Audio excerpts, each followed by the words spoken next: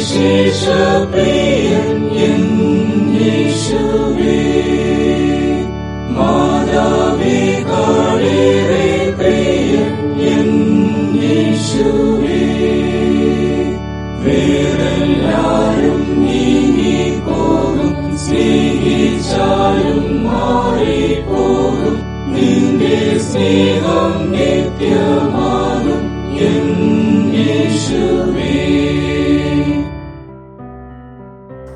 ഇന്ന് വായിക്കുന്ന വിശുദ്ധ വേദപുസ്തക ഭാഗം ഉൽപ്പത്തി 21:1 മുതൽ 34 വരെയുള്ള വാക്യങ്ങളെ കേൾപ്പീൻ.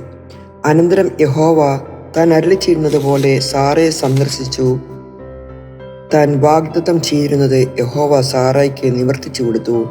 അബ്രഹാമിന്റെ വാർദ്ധക്യത്തിൽ ദൈവം അവനോട് അരുളി ചെയ്തിരുന്ന അവധിക്ക് സാറ ഗർഭം ധരിച്ച് ഒരു മകനെ പ്രസവിച്ചു. സാറ അബ്രഹാമിന് പ്രസവിച്ച മകനെ അവൻ ഇസ്ഹാക്ക് എന്ന് പേരിട്ടു. ദൈവം അബ്രഹാമിനോട് കൽപ്പിച്ചിരുന്നത് പോലെ അവൻ തന്റെ മകനായ ഇസ്ഹാക്കിന് 8-ാം ദിവസം പരിച്ഛേദന കഴിച്ചു. തന്റെ മകനായ ഇസ്ഹാക്ക് ജനിച്ചപ്പോൾ അബ്രഹാമിന് 100 വയസ്സായിരുന്നു. ദൈവം എനിക്ക് ചിരിയുണ്ടാക്കി, കേൾക്കുന്നവരെല്ലാം എന്നെ ചൊല്ലി ചിരിക്കുമെന്ന് സാറ പറഞ്ഞു. സാറ മക്കൾക്ക് മുല കൊടുക്കുമെന്ന് അബ്രഹാമിനോട് ആർ പറയുമായിരുന്നു? അവന്റെ വാർദ്ധക്യത്തിലല്ലോ ഞാനൊരു മകനെ പ്രസവിച്ചത് എന്നു അവൾ പറഞ്ഞു. പൈതൽ മാറി മുലകുടി മാറി. ഇസ്ഹാക്കിന്റെ മുലകുടി മാറിയ നാളിൽ അബ്രഹാം ഒരു വലിയ വിരുന്ന് കഴിച്ചു. മിസ്രയീമിദാസി ഹാഗാർ അബ്രഹാമിന് പ്രസവിച്ച മകൻ പരിഹാസി എന്ന് സാറ കണ്ട് അബ്രഹാമിനോട്, ഈ ദാസിയെയും മകനെയും പുറത്താക്കി കളയുക. ഈ ദാസിയുടെ മകൻ എൻ്റെ മകൻ ഇസ്ഹാക്കിനോട് കൂടെ അവകാശിയാകരുതേ എന്ന് പറഞ്ഞു. തൻ്റെ മകൻ നിമിത്തം ഈ കാര്യം അബ്രഹാമിനെ അനിഷ്ടമായി. നാൾ ദൈവം അബ്രഹാമിനോട്, ബാലന്റെ നിമിത്തവും ദാസിയുടെ നിമിത്തവും നിനക്ക് അനിഷ്ടം തോന്നരുത്. സാറ നിന്നോട് പറഞ്ഞാലൊക്കെയും അവളുടെ വാക്ക് കേൾക്ക. ഇസ്ഹാക്കിൽ നിന്നുള്ളവരല്ലോ നിന്റെ സാക്ഷാൽ സന്തതി എന്നേ വിളിക്കപ്പെടുന്നത്. ദാസിയുടെ മകനെ ഞാനൊരു ജാതിയാക്കും, അവൻ നിന്റെ സന്തതിയല്ലോ എന്നെ അരുളി ചെയ്തു. അബ്രഹാം അതികാലത്തെ എഴുന്നേറ്റ് അപ്പവും ഒരു തിരുത്തി വെള്ളവും എടുത്ത് ഹാഗാറിന്റെ തോളിൽ വെച്ചു. കുട്ടിയെയും കൊടുത്തു അവളെ അയച്ചു. അവൾ പുറപ്പെട്ടു പോയി ബർശേബ മരുഭൂമിയിൽ ഉഴന്നു നടന്നു. തുരുത്തിലെ വെള്ളം ചെലവായ ശേഷം അവൾ കുട്ടിയെ ഒരു കുറുങ്കാട്ടിൽ തണലിലിട്ടു. അവൾ പോയി അതിനെതിരെ ഒരു അമ്പിൻപാട് ദൂരത്തിരുന്ന്, കുട്ടിയുടെ മരണം എനിക്ക് കാണണ്ട എന്ന് പറഞ്ഞ് എതിരെ ഇരുന്നേ ഉറക്കയെ കരഞ്ഞു. ദൈവം ബാലന്റെ നിലവിളി കേട്ടു. ദൈവത്തിന്റെ ദൂതൻ ആകാശത്തിൽ നിന്ന് ഹാഗാറിനെ വിളിച്ച് അവളോട്, ഹാഗാറേ, നിനക്ക് എന്ത്? നീ ഭയപ്പെടേണ്ട. ബാലൻ ഇരിക്കുന്നിടത്ത് നിന്ന് അവന്റെ നിലവിളി ദൈവം കേട്ടിരിക്കുന്നു. നീ ചെന്ന് ബാലനെ താങ്ങി എഴുന്നേൽപ്പിച്ചു കൊള്ളുക. ഞാൻ അവനെ ഒരു വലിയ ജാതിയാക്കുമെന്ന് അരുളി ചെയ്തു. ദൈവം അവളുടെ കണ്ണ് തുറന്നു. അവളൊരു നീരുറവ കണ്ടു. ചെന്ന് തുരുത്തിയിൽ വെള്ളം നിറച്ച് ബാലനെ കുടിപ്പിച്ചു. ദൈവം ബാലനോടുകൂടി ഉണ്ടായിരുന്നു. അവൻ മരുഭൂമിയിൽ പാർത്തു. മുതിർന്നപ്പോൾ ഒരു വില്ലാളിയായി തീർന്നു.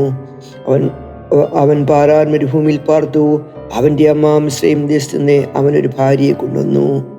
അക്കാലത്തെ അബീമേലെക്കും അവന്റെ സേനാധിപതിയായ പീക്കോലും അബ്രഹാമിനോട് സംസാരിച്ചു.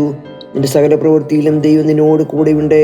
ആകയാൽ നീ എന്നോടോ എൻ്റെ സന്തതിയോടോ എൻ്റെ കുലത്തോടോ വ്യാജ്യം പ്രവർത്തിക്കാതെ ഞാൻ നിന്നോട് ദയ കാണിച്ചതുപോലെ നീ എന്നോടും നീ പാർത്തു വരുന്ന ദേശത്തോടും ദയ കാണിക്കണമെന്ന് ദൈവത്തെ ചൊല്ലി ഇവിടെ വെച്ച് എന്നോട് സത്യം ചെയ്യുക എന്ന് പറഞ്ഞു. സത്യം ചെയ്യാമെന്ന് അബ്രഹാം പറഞ്ഞു. എന്നാൽ അബീമേലെക്കിന്റെ ദാസന്മാർ അപഹരിച്ച കിണർ നിമിത്തം അബ്രഹാം അബീമേലെക്കിനോട് ഭത്സിച്ചു പറഞ്ഞു. അതിനെ അബീമേലെക്ക്, ഈ കാര്യം ചെയ്തതാരെന്ന് ഞാൻ അറിയുന്നില്ല. നീ എന്നെ അറിയിച്ചിട്ടില്ല. ഇന്നല്ലാതെ ഞാൻ അതിനെക്കുറിച്ച് കേട്ടിട്ടുമില്ല എന്ന് പറഞ്ഞു. പിന്നെ അബ്രഹാം അബീമേലെക്കിനോട് ആടുമാടുകളെ കൊടുത്തു. അവർ ഇരുവരും തമ്മിൽ ഉടമ്പടി ചെയ്തു. അബ്രഹാം 7 പെണ്ണാട്ടിൻകുട്ടികളെ വേറിട്ട് നിർത്തി. അപ്പോൾ അബീമേലെക്ക് അബ്രഹാമിനോട്, നീ വേറിട്ട് നിർത്തിയ ഈ 7 പെണ്ണാട്ടിൻകുട്ടികൾ എന്തിനെന്ന് ചോദിച്ചു. ഞാൻ ഈ കിണർ കുഴിച്ചു എന്നതിനെ സാക്ഷിയായി നീ 7 പെണ്ണാട്ടിൻകുട്ടികളെ എന്നോട് വാങ്ങണമെന്ന് അവൻ പറഞ്ഞു. അവർ ഇരുവരും അവിടെ വെച്ച് സത്യം ചെയ്തുകൊണ്ട് അവൻ ആ സ്ഥലത്തിന് ബർശേബ എന്ന പേരിട്ടു. ഇങ്ങനെ അവർ ബർശേബയിൽ വെച്ച് ഉടമ്പടി ചെയ്തു.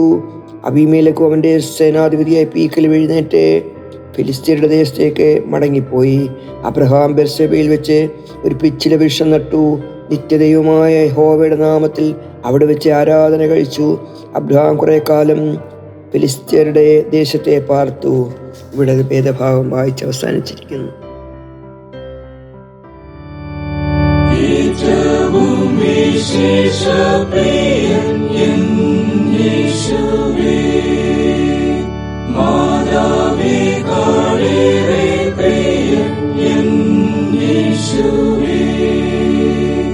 വേറെല്ലാരും നീങ്ങിപ്പോകും, സ്നേഹിച്ചാലും മാറിപ്പോകും, നിന്റെ സ്നേഹം നിത്യം.